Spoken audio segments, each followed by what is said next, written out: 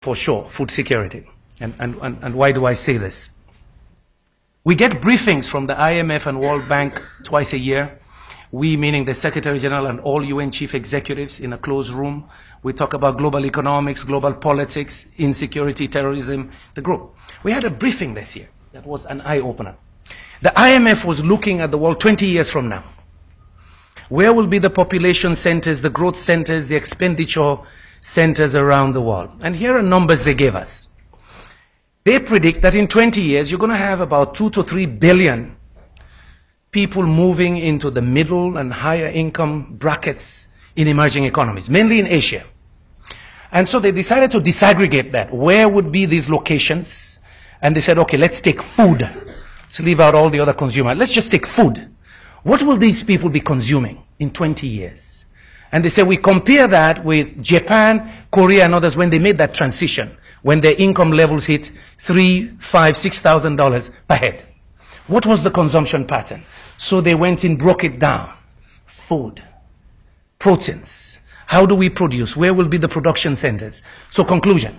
They said to us in the briefing, the days of cheap energy are gone. The days of cheap food are gone. They said, but you know something? That population, 2, 3 billion, with purchasing power, they're going to need more televisions, more refrigerators, more of everything. So huge commodity demand. And the guy said, meanwhile, we have this other story of Africa hitting 1.4 billion people by 2030, about 2 billion, 2.5 billion by 2050. By 2030, over half of them in cities. Young men and women looking for jobs. Not enough energy to power those economies. That migration is preceding industrial transformation in those economies. In other parts, you had the industrialization moving people moving into this. This one is preceding. So you see it in Freetown, you see it in Lagos and in Addis. What are we going to do? Will they afford food? Anyway, that's the context we are. That's why I believe this work is important. I put this team together about 4 or 5 years ago because I had people talking about food security in the old style. These economies in Africa have to deal with food security, jobs, urbanization all at once today. And then you have the big risk multiplier, climate change. Messing up everything, all the predictions, business as usual. Yields will go down by 50%. There will be climate refugees in Africa moving around because there's flooding and so on. How do you as a government deal with all of this today? If we just look at food security as just increasing production on the farm, you need to link farmers to markets. You need to have food distribution systems in the cities. You need to feed that population. But you need to create jobs. The Arab Spring is about jobs. I did a piece in March in Project Syndicate with the Minister of Trade and Industry of South Africa. We called it South of the Revolution.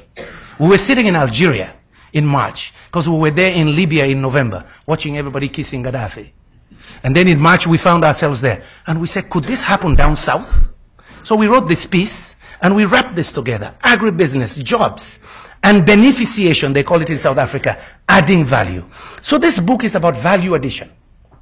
How do we begin to add value to Africa's production?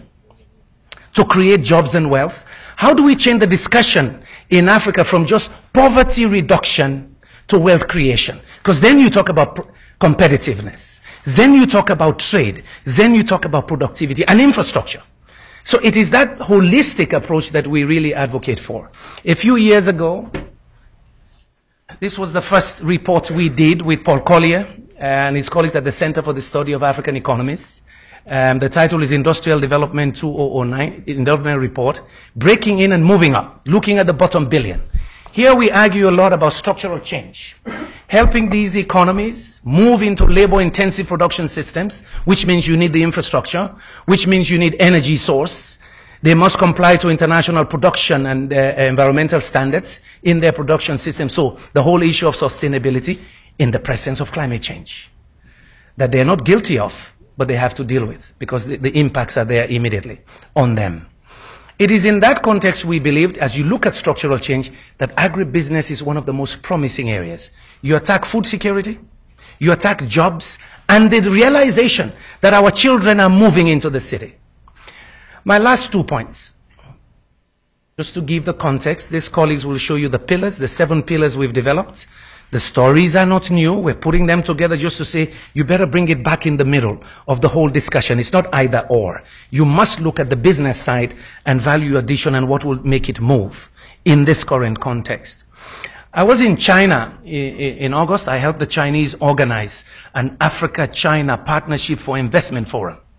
In the middle of my speech, I stopped right at 7 minutes into the speech, and I stopped. And I said, I'm not going to read the official text anymore. I want to talk to you about the African dream, which is the subject of a new op-ed I'll release soon. From cocoa to chocolates. I say, you know, our dream, our children's dream, is to sell chocolates to 300 million Chinese. I'm not going to compete with Nestle or Cadbury. I just need 300 million middle-class Chinese to buy finished products from Africa. That's the dream. It's not to sell you cocoa, iron ore, and bauxite anymore. If that's the new market, it's the same thing we've done 600 years, and we're the poorest of the poor. Commodity trade makes you poor. Every nation has been able to do structural transformation, add value, industrialize, move up the ladder to create wealth. So it's not just that missionary thing of giving aid. It's about business models that will make agribusiness happen. And what would it take? It's about energy access and infrastructure to link markets and compliance to standards. Very crucial in today's situation. So I was surprised. I got an applause in China. I said by saying in Sierra Leone we're very lucky. You know, in the last 2 years we discovered oil. We discovered one of the 10 largest deposits of iron ore. And guess what? Thanks to WikiLeaks, we know we have uranium too. Thanks to WikiLeaks. We're 6 million. I say to Sierra Leoneans, you don't need aid from anybody in 10 years. You should be wealthy. Our children should be proud to come back and have real jobs, not charity. That's what we're talking about in this book. To take this discussion back, that our dream in Africa is not to sell cotton. To do cocoa, you pick it from the tree, you put it in the sun, it dries up. That's old-fashioned. That's 100 years ago. Today we want to make chocolates. We want to make garments. And yes, if we can, we want to make aluminum too. Thank you very much.